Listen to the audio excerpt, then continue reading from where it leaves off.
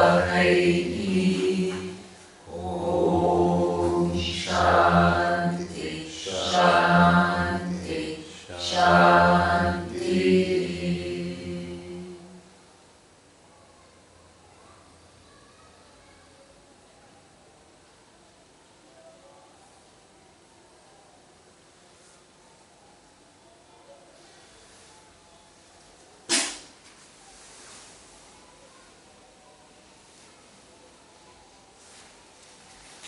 Okay, so we see how this Upanishad moves with reference to Upasana.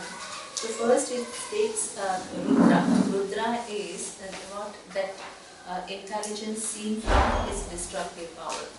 Then that destructive power, instead of being scared, you are seeing the whole value of the destructive power. So you change your relationship with the destructive power. Once you do that, then you also then ask that power of destruction to help you to destroy things that you want to destroy, which is your whatever, your anger and ultimately your ignorance. So you see how you move, you understand the forces and how you change your relationship with it. Then once you have done that, you begin to see the truth of that destructive power as being what? All knowledge and all power, which is Ishvara. So then you say, hey Rudra, you are not just this destructive power, the truth of you is what? In everything. So you're all hands, you're all legs, you're all everything. So that means where there is Rudra, there is also what? The truth of Rudra, which is Ishvara, which is in its totality. So this is what was done. Then the further thing is, there's a build up on that idea that how this, what is this Ishvara. So you are using Rudra, but you are going what further and further understanding of that Rudra. Just like how when we do inquiry about I, we start with this body and then we go to what? The mind, then we go to the intelligence, and then we go to what? The truth. So we start somewhere and then we see of the same entity all these different aspects. Similarly, the same thing is done for Rudra. The power of destruction, then you see behind that power of destruction there is also Ishvara. So now, Ishvara, now you use the word Rudra, but you are talking about what? Ishvara. Here he says, Yo Devanam Prabhavascha Udbhavascha Vishwadhishaha Rudra Maharshihi Hiranyagarbha Jayamasa Purvam Sano Buddhya Shubhaya Sanyunaktu. Okay, so now looking at Rudra, seeing moving from the function of Rudra to Ishvara, it says that what Ishvara is what? From which the creator of all the gods, right? So that means all the devatas which are there, they are all manifestation of this Ishvara. So now, taking Rudra's true nature, which is Ishvara, that is not only the one which is what? Giving rise to destruction, it also gives rise to what? Creation, sustenance, resources, intelligence, everything. These are all different aspects of this one intelligence. So this is how it is said. And here he says, Vishwa Dipaha, so that means which is the discover of all the powers and also support of the whole universe. So that means now, see, Ishvara, the intelligence, has all these different aspects, right? So we give a different name to what, with reference to supporting the universe, we gave a different name. What was that different name that we gave? We gave it a name Vishnu. So now, when we go to the truth of Rudra, which is Ishvara, then you are saying that, hey, that Ishvara is also what? The supporter, the sustainer. It supports everything, from which everything comes. So this is what is mentioned. So one is the Upadhi, and the second is what? From the standpoint of the truth of the Upadhi. Are you understanding the idea? Yes. Yeah. So you still call it Rudra, but you are shifting to Ishvara. Yeah? And then it says Hiranyagarbha Jadaya Masa Purva. So this is what there is in Mandukya Upanishad. There is this, when we say Ishvara is everything, we need to kind of decipher what exactly is this everything. Because otherwise it remains such a vague term, what is everything. So this is what, so different Upanishads use different methodology. One methodology which is used in Mandukya Upanishad is, they take Om. So in Omkara is everything, so Omkara stands for Ishvara. Then what is Omkara as everything? So it divides. It says everything is, one way of looking at everything is, there is the entire physical universe. So entire physical universe, and that physical universe is as though divided as what? From my standpoint, what? My physical body and what? Everybody else's physical body. So the name is given. When I see the world from the standpoint of my physical body, I give it a name called Vishwa. Now, when I look at the whole physical universe, which includes not only my body but what? All the bodies of everyone of the past, present and future, and also all the physical forms, not only human forms but all of living beings and all the other objects which are insentient. That is what we mean by physical universe. And that is given a name. One is called Vyashti, the individual, my physical body, and when I look at the entire physical universe in its totality, I give it another name. Virat. Virat. Virat. Virat. Virat Swarupa. You know, they like so that is that's a name, just to facilitate our understanding. When I say Ishvara is everything, what does everything mean? So it means one physical body and also all the physical forms. And that is part of what, that is manifestation of Om, Ishvara. Now, is the universe consisting only of physical forms? No. So that means everything also means something else. So everything also means that what the living beings, whether they are on this earth or anywhere else, they also have what? Subtle body. So that means there is my subtle body, which is given a name called Tejasa. Tejasa or Tejasa. Yeah? And the entire subtle universe, which includes what? Everybody's subtle body.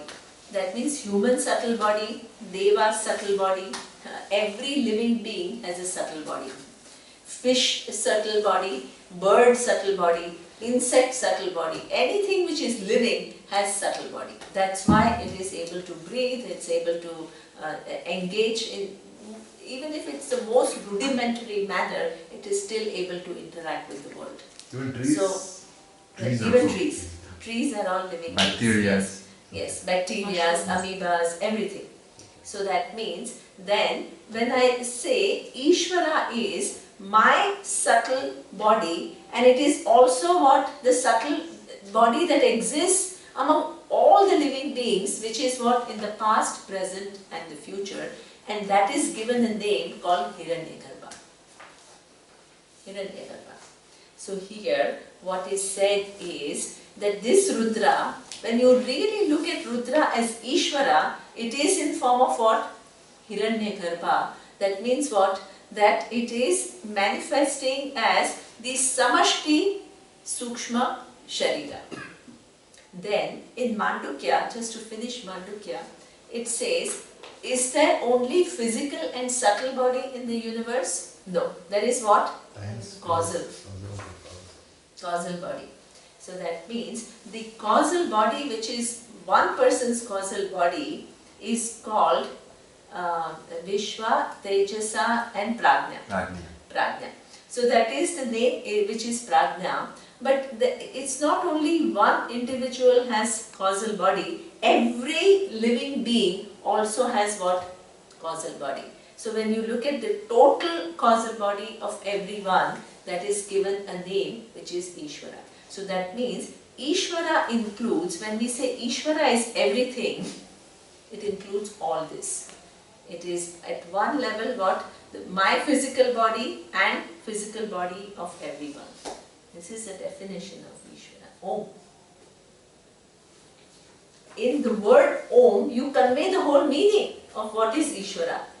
It includes my physical body and physical body of everyone else. It includes my mind and what the subtle, my mind and my senses and my prana, which is part of my subtle body, and its subtle body of every other living being. And it also includes what? My causal body and the cause of everything, including time and space. You see? So this is how you complete your understanding of Ishvara being everything. So now here Rudra, when you move from the function of destructive force to the Swarupa of Rudra, which is Ishvara, it says you are also Hiranyagarbha. Hiranyagarbha means what? Subtle body. Exactly, the subtle body of everyone. This is why we also have been given what? Some amount of change, the capacity to bring about change. Transformation means you have to give up, you have to destroy old habits and give rise to what? New patterns of thinking.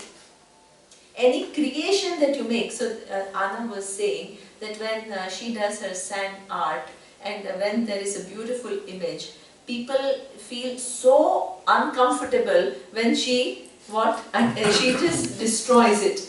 People say, how can you do it? Then she says, because unless I destroy it, I can't give rise to another form. So she uses Vedanta in her work. Vedanta is always with her. That is wonderful. That's why she doesn't get tired doing what she's doing. So therefore, this is what. So that means that even that destructive power is within us. Either we can waste away that destructive power to create wars and violence, or we can use that same destructive power to what? Destroy. This is just a terminology. It's not like destroy, but to give, let go our guilt, let go our hurt, let go our anger. This is also, we are using the force. So this is how you have to take it like that. Now, the Hiranyagarbha, so that means Hiranyagarbha is what? Subtle mind of everyone has been given that capacity. Now it's up to you how to use that capacity. Now, there is also one thing, the subtle mind, not by giving up something, it also what? Creates something new. Now, anything which is new and that is created in this universe is added in Hiranyagarbha forever. And this is little bit the idea that this Chinese scientist was trying to convey. What he was saying is that before piano was invented and playing of the piano is invented, the human brain did not have certain skills.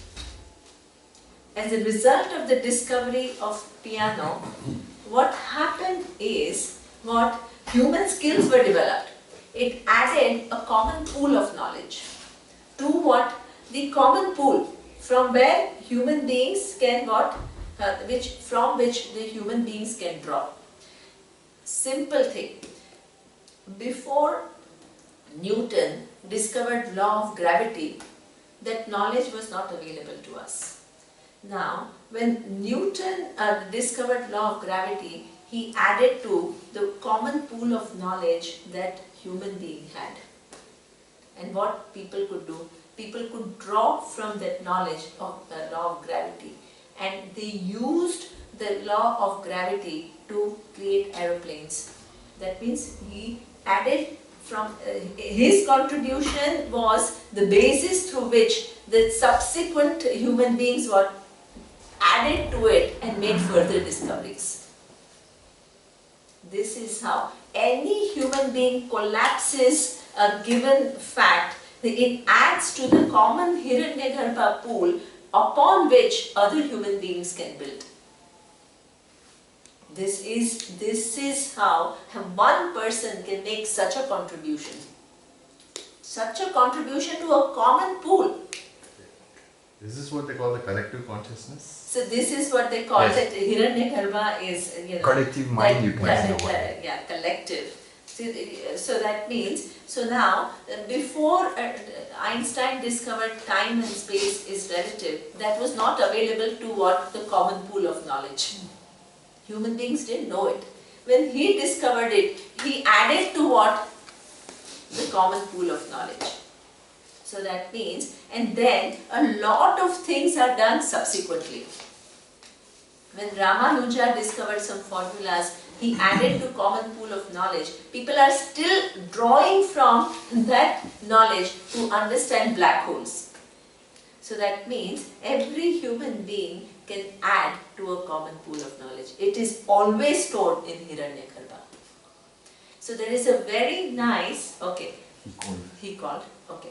So there is a very nice, I'll just say the last thing, in Ishavasya Upanishad, it is beautiful verse. So it says that the wise person, right, has thought so much to arrive at what the final reality. Every thought that the wise person has had gets stored in where? Hiranyagarbha forever. Wow. Yeah? Forever. Even if the thought hasn't been articulated? Yeah, because this, at the subtle level, the minute the thought has happened, it got registered. This is what I'm saying. There is a physical, there is a subtle, and then there is a causal. This is Akasha? Huh? This is meant with Akasha? No, Hiranyagarbha. Hiranyagarbha. No, okay. So It's Shankara's thoughts are... yeah, so now see, lovely. So now what she's saying is, okay, now Surya keeps reminding me that there is a time, so I think we cannot. So because they are all waiting. Exactly. So we will see it a little bit at night. Om Purnamada Purnamidam Purnat Purnamudachyate Purnasya Purnamadaya Purnameva Vashishyate